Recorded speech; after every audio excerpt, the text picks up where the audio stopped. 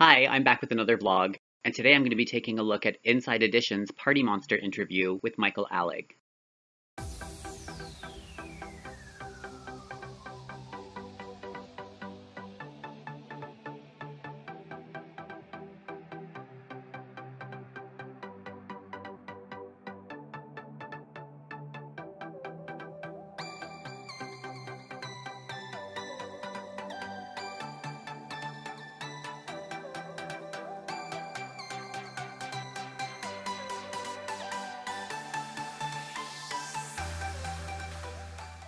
So I'm going to get to this interview with Michael Alig, but first I just wanted to address something.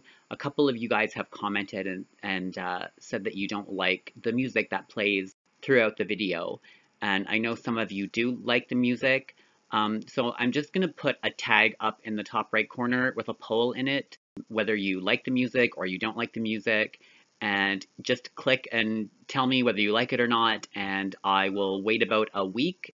And whatever gets the most votes, I guess I'll proceed that way. Anyway, onto this interview. It was uploaded to the Inside Edition YouTube channel, and I will put a link for it below. It's about a 14.5-minute interview. It's not all with Michael Alig. The interview is bookended with interviews with Michael Musto, and it was recorded inside the limelight. So basically, they just go through, the usual, the setup with the who's who and how Michael Alig came to popularity. And then they detail out what happened the night of the murder. So when Michael Alig sits down and gets interviewed, he goes through the usual, explaining his side of what happened. But what was really interesting to me is that when they asked him to address some of the rumors that were going around, the first question that they asked was about injecting Drano, which he said was untrue, which we've talked about a lot here on this channel. But the really interesting thing, and the thing that Michael Alig seemed to take the most exception to, was the rumor that was going around that during the week after the murder, when Angel was still in the apartment, the rumor was that Michael Alig was throwing parties at his home during that time.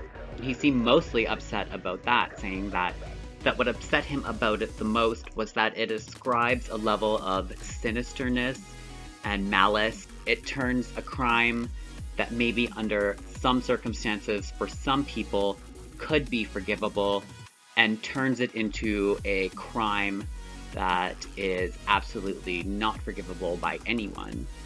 I think what he's saying here is that if he's to be vilified, he wants to be vilified for what he actually did and not for these inflated stories that are not actually true. And I thought that's interesting. I don't think Michael Alig can come out really hard on this and really push it, which is why I think he is usually quite passive about it and quite passive about saying that, he understands that the decisions that were made for Party Monster and the Disco Bloodbath were creative decisions and that they weren't made with malice.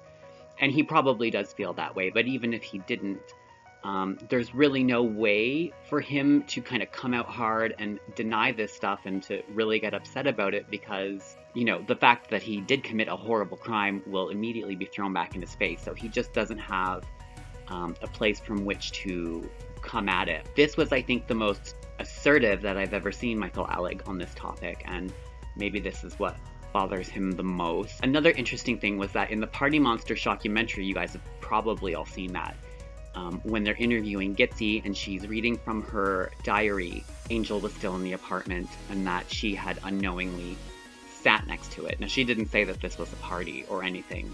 That could have been maybe partially where the rumor was coming from. I think I've heard a couple of people say it, but in the same interview, Michael Alig also talks about how there are more people in the club kid scene, and I'm paraphrasing here, but there are more people in the club kid scene who are attention whores than in any other scene, and that he believes that's probably why a lot of them were maybe saying things or talking about things that they knew weren't true or saying they were involved in things that they weren't, was because they were attracted to the attention, I guess.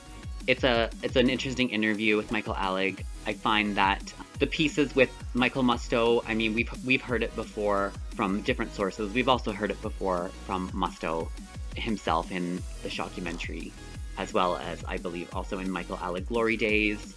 One thing that is funny though is he does say at one point that he sometimes is loath to talk about Michael Alig because it made him more famous, maybe more of a celebrity.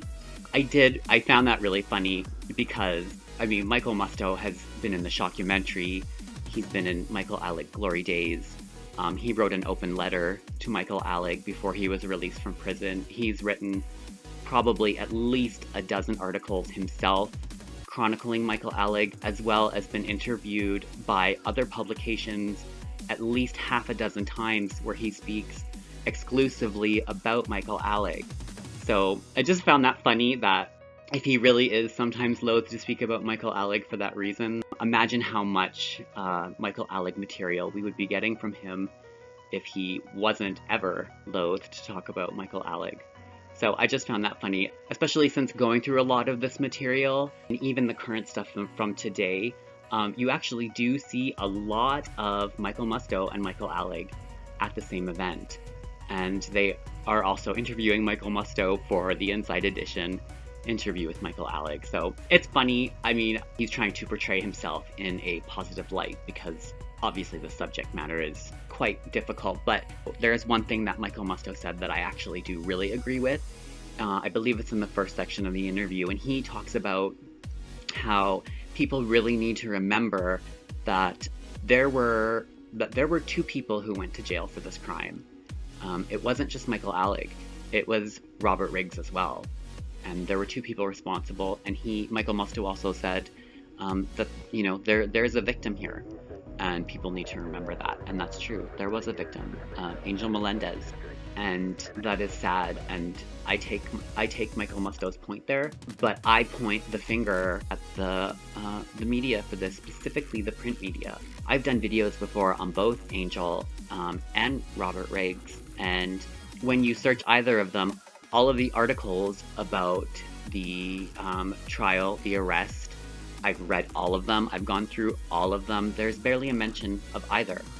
It's all about Michael Alig. I mean, Peter Gatien is mentioned more often in these articles than Robert Riggs and Angel Melendez. There's more information about Peter Gatien, who was not charged with this crime. So I do think the print media had an agenda here, which was to make a sensational story that was going to get a lot of views. And I think that they tailored their publications accordingly. And I think that's sad because, you know, we do need to remember there was a victim here. But that being said, I thought this was an interesting interview. Since it's on YouTube, you can check it out too. And yeah, let me know what you think. So that's pretty much all I have for you today. So thanks again for all the comments and the likes, you guys. I really appreciate it. And if you haven't yet subscribed, you can do so by clicking the kitty. And I will see you again for my next upload.